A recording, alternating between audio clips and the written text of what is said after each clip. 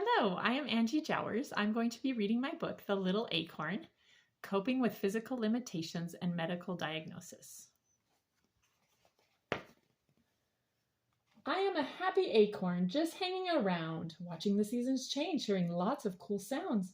I love to hear tales, even when they are long, of how small little acorns become oak trees so strong. A mighty oak tree with roots big and deep can weather all storms when growing big is complete.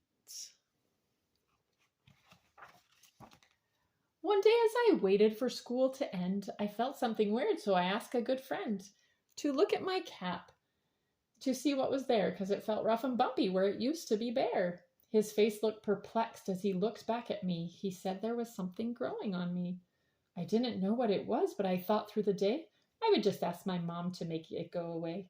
A cream or an ointment, a treatment or two would make it go away, and that's all I needed to do.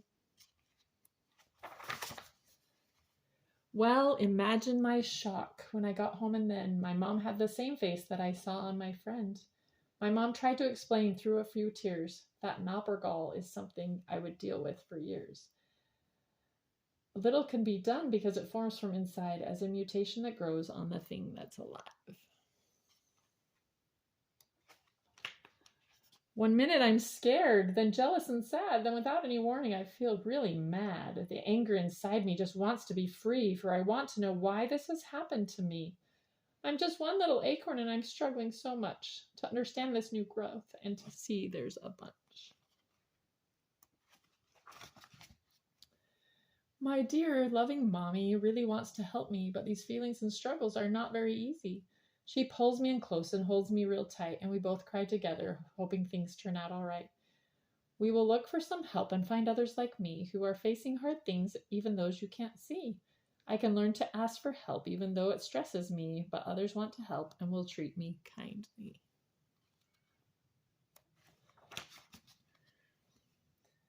I meet a new acorn friend with a different story to tell. He is much like me with gall as well, but his has always been there ever since he was alive, but mine started forming when I was 5. I am glad we are friends because it's helpful to know others who have challenges can help me as I grow. He may not see the change of life before to compare, but his diagnosis is hard and can be difficult to bear.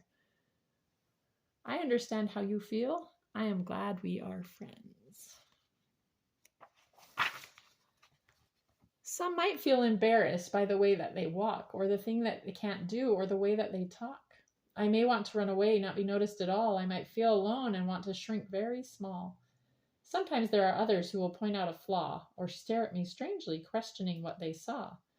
I can try to remember. I can always just say, "Yeah, I know," to them and head on my way. Yeah, I know.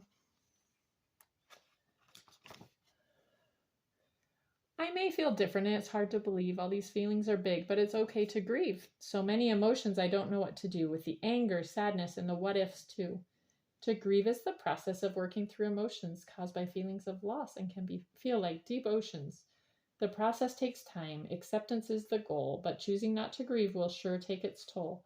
Through the hard days and good days and all in between, power to cope is in you if you see what I mean. A break or a sprain, concussion or stitches, we all have to accept it will take time to fix it. Big emotions will surface when we feel we are through with something we hope for and can make you feel blue. An accident, collision, or even a fall can all cause big injuries that we don't want at all. We may have gotten up feeling perfectly fine, excited for later for our big moment to shine, on the court or in dance, in drama or cheer, then a fall or an accident can change the rest of the year. Some physical limitations can make you feel sad when they limit opportunities that you wanted so bad, like a person who wanted to fly planes in the clouds. If they have seizures, they won't be allowed. Or a person whose bones in their arm won't twist. They can't play the flute because they can't twist their wrist. They will want to know why, and it feels so unfair. Disappointment and anger are a hard emotional pair. Big feelings of sadness, worry, and stress can weigh heavy on you and down on you press. Emotions are real. To feel is not bad, whether happy or excited, disappointed or sad. To feel is not wrong, angry, sad, or annoyed, but the negative reactions you want to avoid. The best thing to try right at the first is to take a deep breath so your feelings don't burst. Try a new way to think. Turn it into a game. Don't focus on differences, but how you're the same. Find a purpose or hobby that helps you create, or focus on improving a personality trait. How am I the same?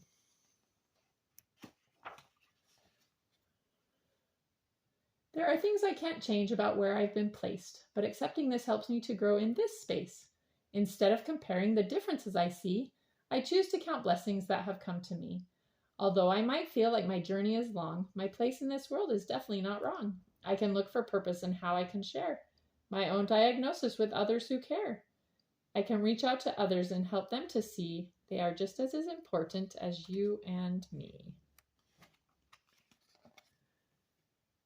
After making some effort to accept who I am, be the acorn I was created, and do the best that I can, I finally choose to take the focus off me and start to serve others and help them to see that we are all special in our own unique ways, and we can always find 3 positive things in our days.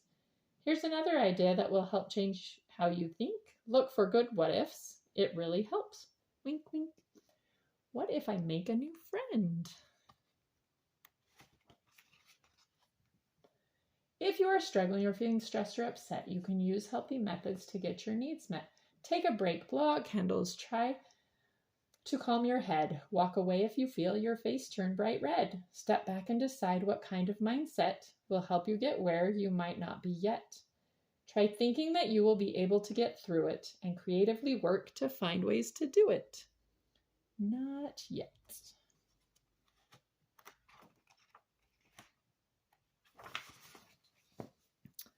The little acorn learns, like a mighty oak tree, great strength is within you, and you will help you to be calm under pressure and cope as you feel all the big emotions. It will help you for real. Look forward to finding a way that will lead to achieving your dreams and to be you and succeed.